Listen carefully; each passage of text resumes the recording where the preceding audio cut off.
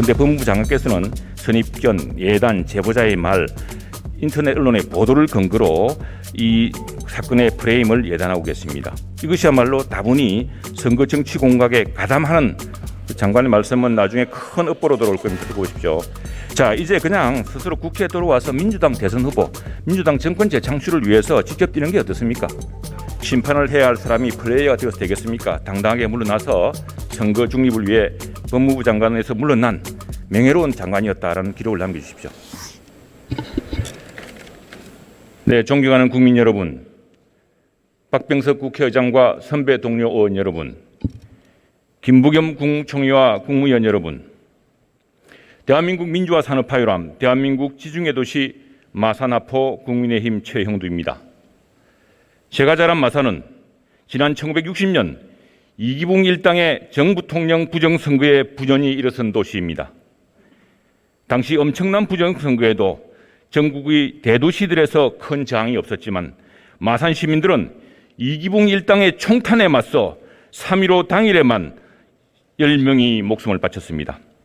자랑스러운 3.15 후에 마산 시민을 비롯한 대한민국 전역의 애국 시민들이 이제는 민주화 이후에도 새로운 유형의 부정선거가 더욱 나쁜 형태로 되풀이되는 것을 걱정하고 있습니다. 이해창 후보를 두 번이나 떨어뜨린 1987년, 2002년 대선 당시 김대업 사기 사건, 지난 선거 당시 1억 건 가까운 댓글을 조작해서 문재인 후보와 박빙이던 안철수 후보의 지지율을 추락시킨 김경수 드루킹 댓글 공작, 이 모두 총탄보다 더 사악한 방식으로 민주주의의 선거와 여론 형성을 방해했습니다. 이제는 국민의 올바른 선택을 가로막는 이 같은 부정선거 공작이 되풀이되어서는 안 되겠습니다. 그런데 또다시 노골적인 정치 공작이 전개되고 있습니다. 법무부 장관님 앞으로 나오십시오. 장관님, 예. 지난주 예길이 질의 때 제가 빠른 수사를 촉구했지만 지금 별다른 증거를 찾지 못한 채 수사가 미궁에 빠져들이는 형국입니다. 어떻습니까? 미궁에 빠졌느니 어떠니 지금 판단하기 이른 시점입니다. 그런데 장관과 공수처는 수사 중에 손준성은 최소한 전달자라고 밝히고 있는데 이는 피의사실 공표에 해당하는 것 아닙니까? 법사위에서 박주민 간사께서 그 손준성 보냄이라는 그것이 사실상 손준성 검사를 의미하느냐라고 질문을 했고 제가 무리가 없다 이렇게 답변했습니다. 장관은 법무부 훈령으로 피해 사실이라든가 검찰 수사 내용이 유출되면 내사에서 엄벌하겠다고 하셨죠? 형사사건 공개금지 규정을 개정을 했는데요. 그 개정의 취지는 수사의 동력으로 삼기 위해서 수사 주체가 피의 사실과 관련된 내용을 공개하는 경우에 적용이 됩니다. 근데 무슨 근거로 손준성 검사가 고발장을 보냈다고 이야기하십니까? 공익신고자인 조성은 씨의 여러 인터뷰, 텔레그램이라는 조작 가능성이 극히 희박한 그러한 디지털 정보, 또 조성은 씨가 대검 감찰부와 공수처에서 나가서 그 인터뷰 내용과 동일한 취지의 진술 이런 것들입니다. 법무부 장관이 일반 독자보다 못한 추리력으로 지금 상황을 전개하고 계십니다. 그건 잘못된 판단이십니다. 자, 손준성 검사가 윤 총장 쪽 인물인 것처럼 단정했는데 어제 추미애 장관의 TV 토론 못 보셨습니까? 저 보시겠습니까? 보지는 못했고 기사는 접했습니다. 추미애 장관은 손준성 인사 때 청와대와 여당에서 유임을 압박했다고 했죠? 네, 그렇게 보도가 된 걸 봤습니다. 그런데 손준성 검사는 윤석열 사람입니까? 적어도 대검의 수사정보정책관으로 발령이 난 당시에 그 경위에 대해서는 제가 소상히 알지 못합니다. 그러나 그 뒤에 대검 부장들 인사와 함께 그 뒤에 한 4가지 정도의 근거를 놓고 볼 때 손준성 검사는 윤석열 전 검찰총장에 가장 가까웠던 측근 중에 측근입니다. 지금 예단에 예단을 거듭하고 있습니다. 손준성 검사 압수수색에서는 어떤 내용이 나왔습니까? 말씀드릴 수 없습니다. 자, 제보자가 텔레그램 방을 폭파했다고 했습니다. 폭파 이유는 무엇 때문이라고 생각하십니까? 역시 말씀드리기 어렵습니다. 이상하지 않습니까? 제보 하루 전날 대화방을 삭제하고 핸드폰을 전달했습니다. 당시 김웅 의원과 나눈 대화방도 남아있다고 했지만 실제로는 삭제하고 검찰에 제출했습니다. 정상입니까? 공익신고자는 2대의 휴대폰을 얘기하고 있습니다. 그리고 그 폭파했다라고 하는 그 방과 관련된 증거 자료를 저장을 했다라고 그렇게 얘기하고 있습니다. 지금 장관은 너무 제보자의 말에 따라서 오락가락합니다. 그리고 이 자칫 제보자의 말에 따라 수사가 좌지우지되는 꼴이 저는 이 사건을 접하고 지금까지 단 한 차례도 오락가락한 적이 없습니다. 윤지호 사기꾼과 너무 닮았습니다. 제가요? 이 사건의 꼬라지가요. 행국이 보면은 그러다가 윤지호처럼 캐나다나 미국으로 출국하면 어떻게 하실 생각입니까? 다시 안 들렸습니다. 다시 말씀해 주십시오. 자, 제가 말씀드리고 싶은 건 이겁니다. 이제 공수처가 법원으로 발부받은 압수수색 영장에 의하면 고발장 작성자는 손준성 검사가 아닌 대검찰청 소속 성명불상의 검사라고 기재되었다고 합니다. 게다가 손준성 검사는 고발장을 작성한 적도 관련 문서나 첨부 자료를 김웅 의원에게 보낸 적도 없다고 합니다. 그런데 무슨 근거로 장관은 그렇게 단정하십니까? 압수수색 영장이 발부가 됐습니다. 그리고 압수수색 영장은 수사 초기에 하는 물적 증거의 1단계에 해당합니다. 그리고 그 범죄 사실의 구성은 수사 초기이기 때문에 그게 완성된 범죄 사실이라 보기 어렵습니다. 그러나 여러 가지 뉴스버스의 보도 내용 그리고 조성은 씨의 여러 가지 인터뷰 내용 그와 동일한 진술했다고 하는 그런 부분들 디지털 증거들 이런 걸로 보았을 때 제가 그렇게 판단하고 있는 것입니다. 자, 조성은 씨는 검찰의 내부 고발자가 있다. 제3의 성명불상 인사가 있다라고 언론 인터뷰에서 이야기했습니다. 이야기 들으셨습니까? 예, 보도 봤습니다. 지금 장관의 발언을 크게 뒤흔들 만한 이런 이야기들이 나오고 있습니다. 왜 그게 크게 뒤흔들리는 거죠? 무슨 근거로 손준성으로 단정하고 지금 이 사건을 합니까? 지금 자 보세요. 성명불상 압수수색 영장에도 성명불상의 검사라고 되어 있습니다. 최영두 의원님 이 사건에서 공익신고자의 진술은 우리 형사소송법상의 거의 직접 증거에 해당합니다.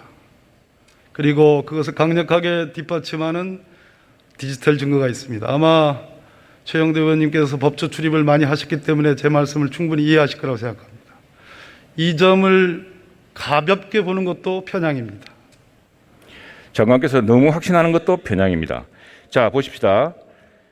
야당의 대선 주자인 윤석열 예비후보는 이른바 고발 사주 의혹의 제보자의 주장과 민주당의 일방적 예단뿐 어디에도 등장하지 않습니다.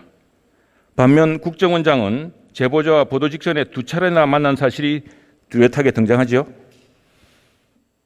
예, 만났다고 보도 봤습니다.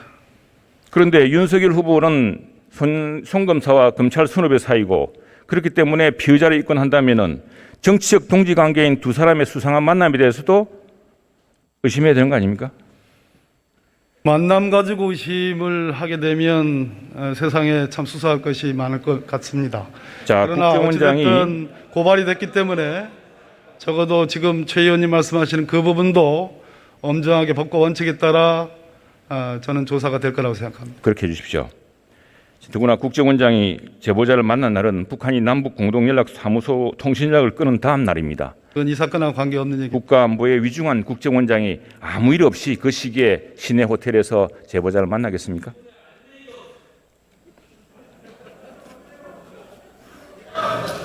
자, 들어보십시오. 자, 그러면 다시 다른 걸 하겠습니다. 자, 성남 대장동 사건이랑 들어보셨죠? 예. 엄청난 사건입니다. 민주당의 이재명 경기지사와 관련해서 또 고발이 이루어지면은 바로 피의자로 입건하실 의향이 있습니까? 현재 공수처에 고발이 된 것으로 알고 있습니다. 공수처는 제 소관이 아니고요. 검찰에 뭐 그런 일이 있으면 충분히 이 사안도 공정하게 균형에 맞춰서 법과 원칙에 따라 저는 수사가 이루어질 거라고 생각합니다. 자, 민간업체인 화천대유와 개인 투자자 7명이 자본금 3억 5천 원으로 3년간 4,040여 원을 배당받았습니다. 수익률이 무려 1,000수백 배입니다. 그런데 이재명 지사 측은 이걸 투자 리스크에 대한 보답이라고 합니다. 그런데 개발 사업의 투자 리스크는 시장에 인허가입니다. 그러니까 리스크를 제거해 주는 사람은 시장이지요. 굉장히 피의자의 가능성이 높습니다. 동의하십니까? 구체적인 사정에 대해서는 제가 뭐라고 말씀드리기는 좀 이른 것 같습니다. 공정하게 똑같이 피의자로 조사해 주십시오. 자, 지금쯤이면 역대 정부는 극우 내각을 구성하거나 중립적인 인사로 대선 관리를 했습니다. 심지어 김영삼 대통령은 여당 사무총장이 김대중 당시 민주당 대선 후보의 비자금 증거까지 들고 나와 기자회견을 했지만 선거 중립을 이유로 검찰 수사를 중단시켰습니다. 그런데 법무부 장관께서는 선입견, 예단, 제보자의 말, 인터넷 언론의 보도를 근거로 이 사건의 프레임을 예단하고 계십니다. 이것이야말로 다분히 선거 정치 공각에 가담하는 행위가 될 수 있습니다. 동의하십니까? 선거를 앞두고 있다고 해서 이 사건이 가리키는 현재까지의 객관적인 증거들을 무시하고 그것을 눈감아 버리는 것도 저는 편향이라고 생각합니다. 저나 선거 주무부처인 행안부 장관도 저는 이 대선을 앞두고 정치적 중립성을 잃고 있다고 저 스스로 또 행안부 장관께도 제가 여쭤봤습니다. 그렇지 않다고 앞뒤가 맞지 않은 발언과 제보자에 의존하는 일방적, 옛날에 김대엽도 제보자였습니다. 김대엽도요 엄청난 의인 대접을 받았습니다. 사건이 다릅니다. 김대엽이 처음에 제시했던 그 녹음 파일과 그것은 전문 진술을 담았던 녹음 파일들입니다. 그러나 지금 아까 제가 말씀드렸듯이 이 사건은 그 시대의 변화를 반영하는 디지털 증거가 있습니다. 상당한 수사 결과를 보고받으셨습니까? 조작하기가 어려운 것입니다. 장관의 말씀은 나중에 큰 업보로 들어올 겁니다. 듣고 오십시오. 자, 이제 그냥 스스로 국회에 들어와서 민주당 대선 후보, 민주당 정권 재창출을 위해서 직접 뛰는 게 어떻습니까? 저는 법무부 장관으로서 최선을 다하고 있습니다. 심판을 해야 할 사람이 플레이어가 되어서 되겠습니까? 당당하게 물러나서 선거 중립을 위해 법무부 장관에서 물러난 명예로운 장관이었다라는 기록을 남겨주십시오.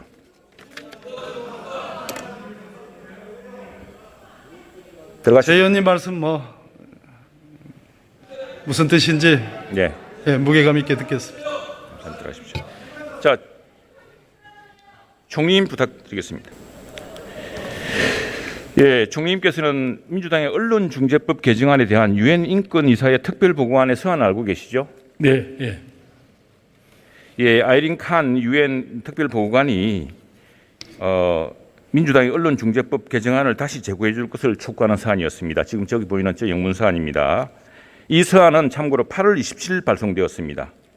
유엔 인권이사의 보고관은 우리 한국도 가입한 ICCPR 19조에 규정된 법적 적합성, 비례 원칙, 필요성에 어긋난다면서 이 법안에 수정을 요구했습니다. 총리께서도 그 내용을 알고 계십니까? 예. 총리께서도 그 내용을 알고 계십니까? 예, 전부 윤곽만, 예, 제가 다 읽지는 못했습니다만, 예, 이러이러한 내용이 있다는 건 알고 있습니다. 예. 여기서 가장 중요한 것은 8월 30일 표결에 앞서서 개정안에 투표할 국회의원들에게 이 서한을 공유해 달라고 지금 저기 표시되어 있습니다. 정중하게 촉구한 대목입니다. 그런데 정작 국회에 언제 도착한 줄 아십니까? 전자문서로서 이런 게 왔다는 거는 월요일 날 8월 30일 날 오후 3시 55분에 보낸 걸로 되어 있습니다. 예. 국회의장께서 보고받은 시점이 이보다 한창 지난 9월 2일 오전 9시입니다. 국회 사무처의 답변 자료입니다.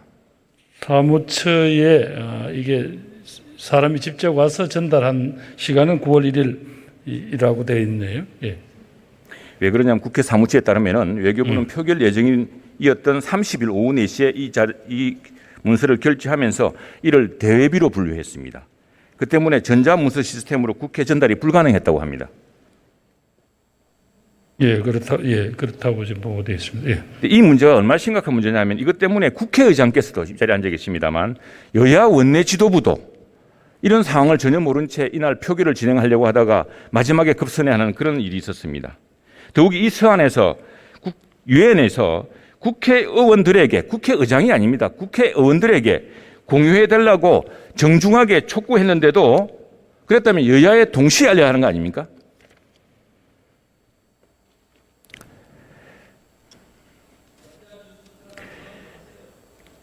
네. 청와대는 바로 보고받았습니다. 그렇기 때문에 청와대 정무수석이 30일 표결 직전에 국회 방문해서 여당 원내대표에게 설명하러 왔습니다. 여당 원내대표는 신문기사에 나와 있습니다만 민주당 의총에서 지금 국제 문제가 되었다라는 이유로 이 표결을 연기했습니다. 이 얼마나 우습게 되었습니까?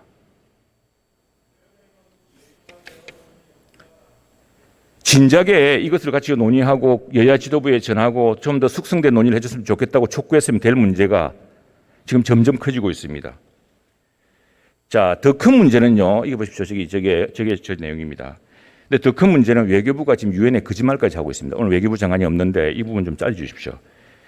자, 외교부 문서 볼까요? 외교부가 유엔에 먼저 보고서입니다.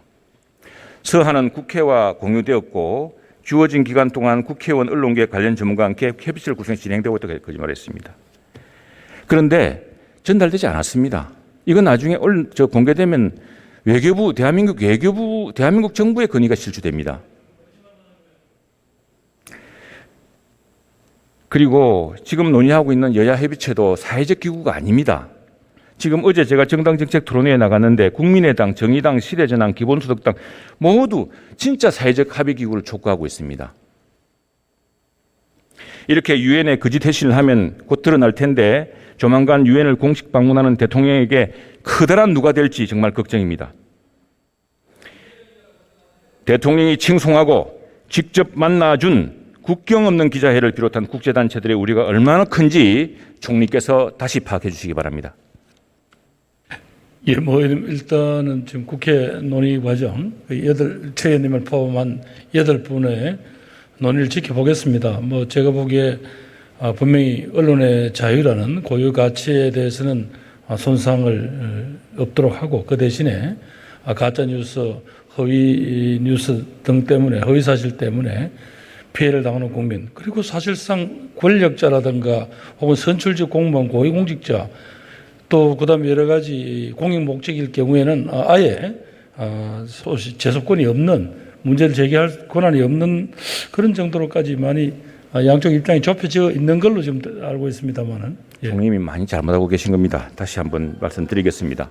자, 들어가 주십시오. 지금 이미 충분하게 이 국회까지 거짓말한 이 정부의 사태를 말씀드렸는데 지금 보고 싶은 것만 보시는 분들이 손바닥으로 하늘을 가리고 계십니다.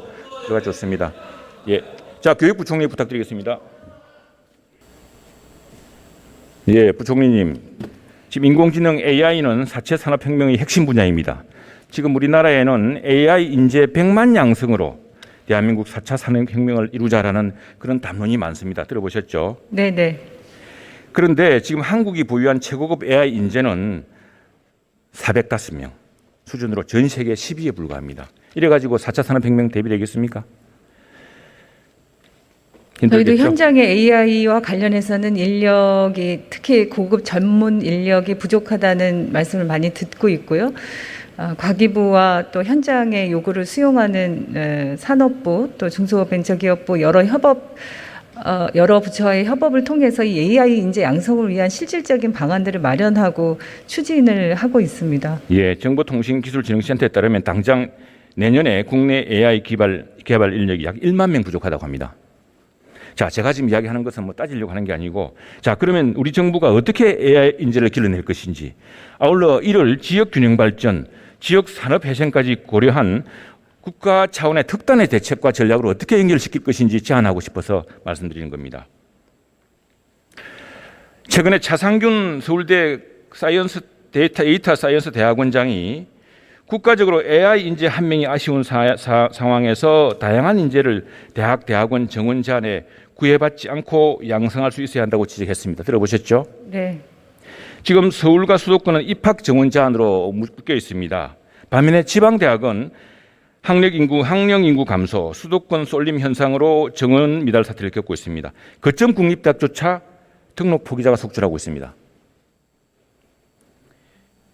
그래서 저는 이 문제들을 한꺼번에 해결할 특단의 교육정책 대안을 제안하고자 합니다. 우선 서울대학교, 카이스트 등과 지역대학들을 통합적으로 운영해야 하겠습니다. 지역에 부족한 교수, 교육 커리큘럼을 서울대, 카이스트, 해외 유수대학과 함께 운영하고 지역 거점대학, 지역 산업별 특성에 맞는 AI 학과, AI 대학원을 지원해서 전국 단위로 AI 인재를 육성하는 것입니다. 어떻게 생각하십니까? 예, 이제 의원님 제안하고 취지는 같은 방향으로 저희가 디지털 공유 협력 대학 사업을 올해부터 진행을 하고 있고요. 이게 여러 대학이 신기술 분야, 특히 이제 AI와 관련해서도 여러 대학이 함께 그 인재 양성을 하기 위한 사업을 구성을 하고 저희가 그걸 재정 지원을 하는 사업이거든요. 그래서 저희가 지금 진행하고 있는 사업에 지금 오늘 의원님 제안해 주신 이런 부분들까지 좀 충분히 검토를 해서 사업의 추진 과정에서 어떻게 반영해야 될지를 저희가 좀 적극적으로 검토해 보도록 하겠습니다. 예, 최근에 서울대학교, 경북대학교, 전남대학교가 삼각편대를 구성해서 이런 정책을 하고 있습니다. 그런데 좀 부족합니다. 이를 더욱 확대하여 경남대학교, 창원대학교, 경상대 같은 우리 경남의 지역을 비롯해서 전국 모든 지역 대학들이 AI 인력을 양성하고 AI 인력 수요 대응을 할 수 있는 국가 지원책이 마련돼야 됩니다. 예, 저희가 정원도 일부 신기술 분야, 특히 AI와 관련해서는 편입 정원을 6을 활용한다든가 해서 좀 유연성 있게 운영할 수 있도록 학사 운영 제도들을 좀 개정을 했는데요. 그게 이제 현장에서 단기간에 어떤 전문 인력을 양성하기 충분치 못하다고 하면 좀 더 획기적인 방안들을 모색해 보도록 하겠습니다. 그래서 정말 특단의 대책이 필요합니다. 지방대학은 벚꽃 피는 순서대로 사라질 거라고 합니다. 그런 지역대학에 AI학과, AI대학원을 통해서 새로운 도약의 토대를 마련해 줘야 됩니다. 그래서 획기적 대학 정책을 추진해 줘야 됩니다. 지금은 하버드보다도 더 좋다는 미네르바 대학처럼 이제는 캠퍼스도 강의실도 필요 없이 전 세계를 다니며 배우는 시대예요. 하지만 국내에서는 한쪽은 미어터지고 다른 한쪽은 소멸위기 상태에 있습니다. 이제 더 이상 무엇을 망설이고 무엇을 주저하겠습니까? 교육부 총리께서 지역의 균형 발전을 위해서라도 대한민국 AI 혁명을 위해서라도 이 문제의 마지막 과학으로 좀 추진해 주십시오.